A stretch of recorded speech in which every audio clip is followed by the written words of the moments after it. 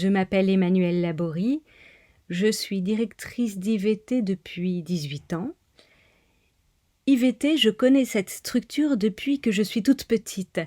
C'est le lieu où j'ai découvert pour la première fois la langue des signes, où j'ai rencontré pour la première fois des adultes sourds, où j'ai été confrontée à la culture sourde, à l'art sourd, au théâtre. C'est vraiment le lieu où j'ai découvert tout ça, donc c'est un lieu très important pour moi. Que faites-vous? Je suis une artiste, je suis directrice, mais également metteur en scène, auteur. J'ai plusieurs métiers à mon arc, je suis une artiste, voilà. Votre Molière en 1993, plus qu'une récompense? 93 est une date importante. Pourquoi? Parce que c'est la reconnaissance de la professionnalisation des comédiens sourds. Ça a été un moment très important pour la communauté sourde. Quel rôle a marqué votre carrière? Le personnage d'Antigone m'a beaucoup marqué parce que pour moi, c'était le premier personnage qui n'avait rien à voir avec la surdité. C'est un personnage, c'est tout. IVT, un lieu, une compagnie? Nous avons pu ouvrir le théâtre en 2007 et ça a enfin été l'ouverture d'un véritable lieu. Donc il y a eu une transformation. IVT n'était plus une compagnie, mais un lieu de théâtre. Donc un lieu pour la culture sourde, et ça c'est très très important, un lieu de programmation, de réflexion sur les arts visuels, sur la langue des signes, parce que c'est mon projet, la langue des signes c'est ma passion, donc c'est un lieu de réflexion. Que propose IVT? Depuis que je suis dans la codirection avec Jennifer Lesage-David, nous travaillons plutôt à ce que ce lieu devienne un centre de ressources. Tout simplement parce qu'IVT a 44 ans d'expérience derrière lui et ne peut pas garder tout ça pour lui tout seul. Il faut pouvoir le transmettre. Il faut pouvoir partager cette expérience, ses compétences artistiques, linguistiques, pédagogiques, culturelles. Bien souvent, les gens pensent qu'IVT est un lieu réservé aux sourds. Pas du tout, du tout. C'est un lieu qui s'adresse à tous, même aux entendants. Un lieu de mémoire? Nous mettons en place des partenariats, notamment avec l'INA, parce que depuis 44 ans, nous avons beaucoup d'archives, des vidéos notamment qui ne peuvent plus être lues, donc on les a mis en support numérique. Et c'est important parce que la langue des signes est une langue orale qui n'a pas d'écrit, et l'écrit de la langue des signes, c'est le plateau. Donc c'est important pour nous d'avoir des traces sous forme numérique pour les générations futures. D'accompagnement? Nous faisons également un accompagnement des compagnies, donc nous pouvons les suivre selon leurs besoins en tant qu'experts linguistiques pour un travail d'adaptation, de coaching. Voilà, une belle masse de travail, et nous travaillons aussi à la transmission de la langue des signes pour tous. Qu'exprime la culture sourde? Il y a différentes formes artistiques qui sont typiquement sourdes. La langue française est une langue vocale que nous n'utilisons pas. Ce qui est intéressant, c'est que la langue des signes a développé son propre art. Il y a le poésigne, le chorésigne, le chant-signe, le visuel vernaculaire. Alors ça, je dirais que c'est une narration visuelle, une description sans utilisation du lexique. C'est quelque chose de très particulier.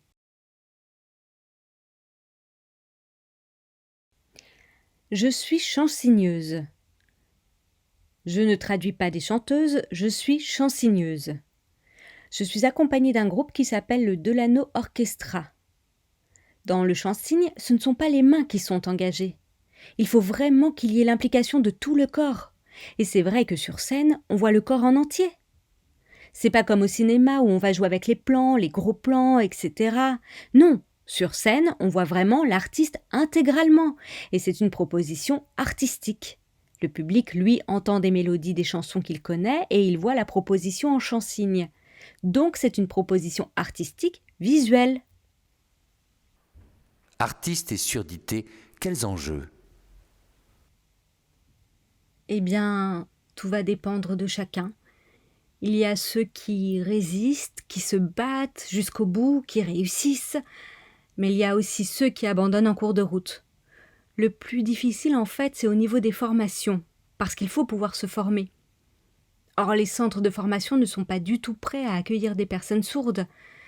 Déjà, pour y entrer, c'est pas facile.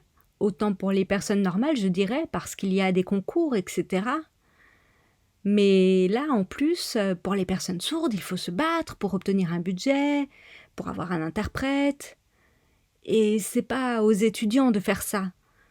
Normalement, ce sont les organismes qui doivent être prêts à accueillir tous les publics. C'est à eux de s'adapter à tous les publics. Or, rien n'est prévu dans ce sens-là. Et en fait, il faut être sacrément culotté, il faut se battre, il faut avoir un tempérament de fer pour y arriver. C'est un parcours qui n'est pas facile. Je vois que la nouvelle génération a un avenir qui peut être plus certain, mais nous avons la responsabilité de transmettre notre savoir. Combien sont-ils?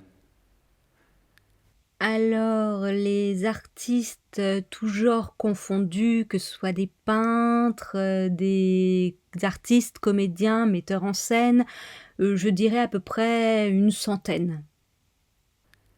Quelle réalité d'emploi a IVT? Nous n'avons pas attendu d'avoir 20 salariés pour embaucher des personnes sourdes. Dans notre équipe, les sourds étaient là déjà dès le départ. Quels professionnels viennent à IVT? À l'IVT, même si nous avons en priorité une programmation bien sûr autour de la langue des signes et des textes en langue des signes en français, nous développons aussi les arts visuels, donc sans parole. Et là, ce sont souvent des compagnies entendantes que nous programmons. Et lorsque ces personnes sont accueillies ici, ils découvrent un nouveau monde. Ils découvrent le monde des sourds, le public sourd, les artistes sourds, les formateurs sourds qui travaillent ici même, et ça leur change le regard. Et ça, c'est important. C'est très important parce que leurs projets peuvent évoluer suite à leur rencontre avec nous. Donc ça, c'est une ouverture d'esprit.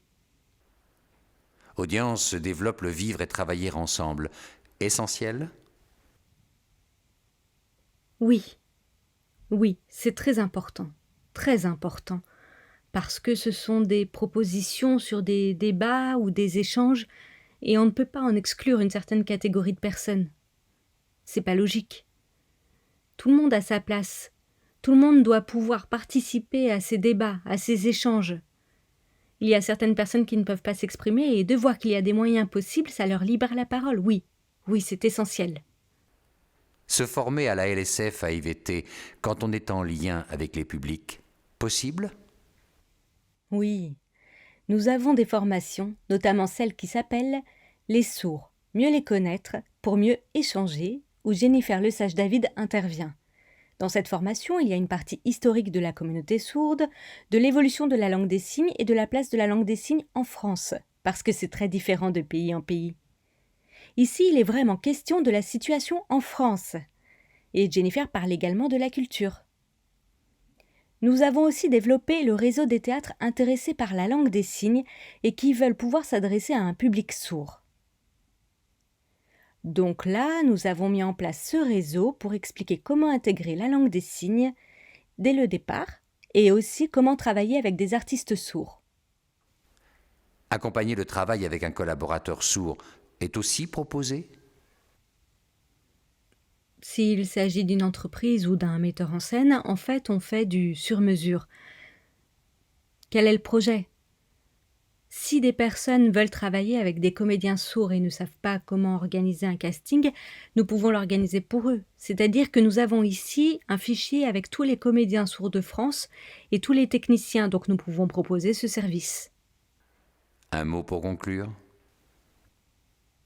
L'ouverture. À bas les clichés. L'ouverture.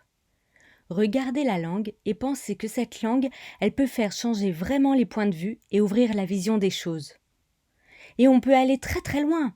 Voilà le message que j'ai envie de dire. Et ne pas faire à la place d'eux, mais faire ensemble, pour une véritable ouverture. Merci.